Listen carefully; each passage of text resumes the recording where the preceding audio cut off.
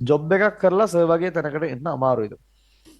දැන් අපි ඔය වාහන අරන් දාපුවම වාහන අරගෙන ෆොටෝ එකක් දාපුවම ගොඩක් අය කියනවා ටියුෂන් කරලා තමයි මේක කරන්න පුළුවන් කියලා ඔය Facebook එකේ එහෙම වැළලෙන්න හදනවනේ.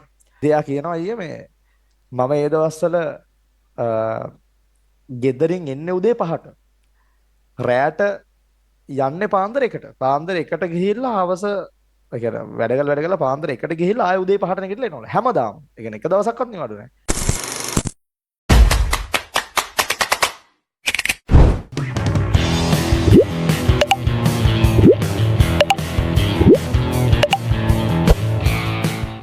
ජොබ් එකක් කරලා සර් වගේ තැනකට එන්න අමාරුයිද? ම්ම්, මම මෙහෙම උත්තරයක් දෙන්නම්. හරිද? දැන් ගොඩක් වෙලාවට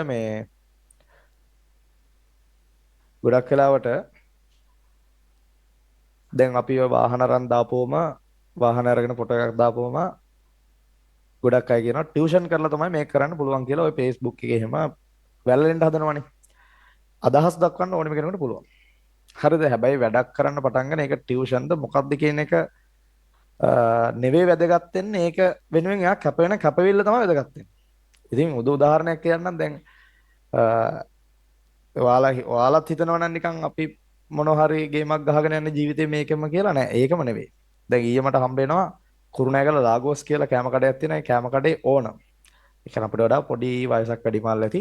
පොඩි කියලා කියන අවුරුදු දෙක නෑ අවුරුදු 5ක් විතර වැඩි මල් ඇති.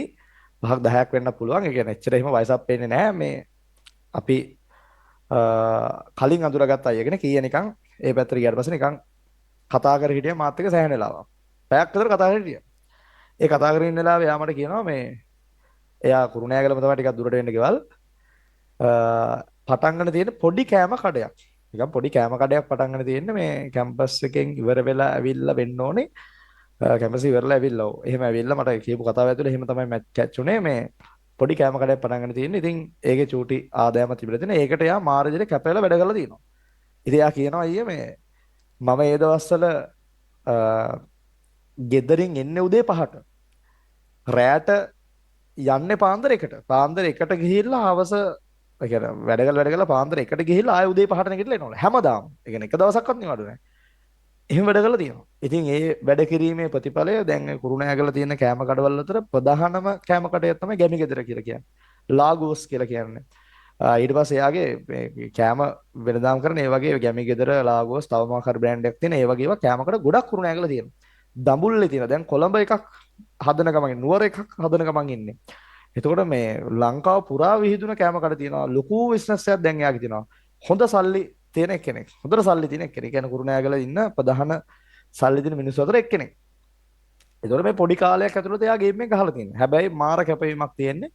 අර දැන් එයා ඕනනේ. එතකොට අර එයා ඒ කඩවල් වලට සමහරලාට එන්න ඕනෙත් නෑ. ඇවිල්ලා බලලා යන්න පුළුවන්. ආවත් ඉතින් අපිත් ඒ කතා කර කර ඉන්න ඕනේ නෑ. හැබැයි අපිත් හම්බුණත් සෑහෙන සූදව කතා කරනවා. මේක මෙහෙමයි මේක මෙහෙමයි කියලා අපිත් එක සෑහෙන අදහස් බෙදා ගන්න. ඒ වුණාට එයා ඒ දැන් වුණත් ඒ කැපකිරීම හැමම තියෙනවා. දැන් එන ආතල්ල කියනකොට හැබැයි කැපකිරීම එහෙම තියෙනවා. කැපකිරීම වලින් ඕඩි මේකකින් ඉස්සරහට ලොකු දෙයක් නෙවෙයි ළමයි කෑම බිස්නස් කරනවා කියන එක. පොඩි තැන ඉඳලා පොඩි කෑම කඩයක් දාගෙන ඉතින් එහාට එහාට යනවා කියන එක. වැඩේ තියෙන කැපවීම. දැන් ඔයා හිතන්නකෝ රෑ එකට ගිහිල්ලා පාන්දර 5ට එන මිනිස්සු දෝ ඇවිල්ලා Facebook එකේ කමෙන්ට් දාන්න කියලා ටියුෂන් කාර්යෝ හරි ටියුෂන් කරලා මෙහෙම මෙහෙම නෑනේ. දැන් ඒ මිනිස්සෙක් වාහනයක් කරන් දැම්මොත් මේ උට නැති ඒවා කියනවා. හරිද? ඒ කියන්නේ හිතා ගන්න බැරි ඒවා කියන්නේ. එතකොට මේ ඒ දාන අදහස් දාන කට්ටිය කවුරුත් එහෙම කැප වෙන කට්ටියනේ කරනවා. යම් කැපකිරීමක් කරනවා. හැබැයි ඒ කැපකිරීම ඔක්කොම කරනවානේ. එතකොට අර උපරිම තැනට යන්න බෑ. කැපකිරීම කියලා කියන්නේ ඒවා. ඉතින් මේ ඒක නිසා මතක තියාගන්න කවදා හරි දවසක මොකක් හරි රැකියාවක් ඔයා හොඳට කරයිනේ. ඒ කරන රැකියාව මොකක්ද කියන එක අදාළ නැත. ඒක වෙනුවෙන් ඔයාගේ උපරිමය දෙන්න. එතකොට ඔයා හිතන තැනට එහෙම නැත්නම් ඔයා නොහිතන තැනකට යයි. හරි? ඉතින් ඕක තමයි වාහනය සම්බන්ධයෙන් ඔයාලට කියන්න තියෙන්නේ.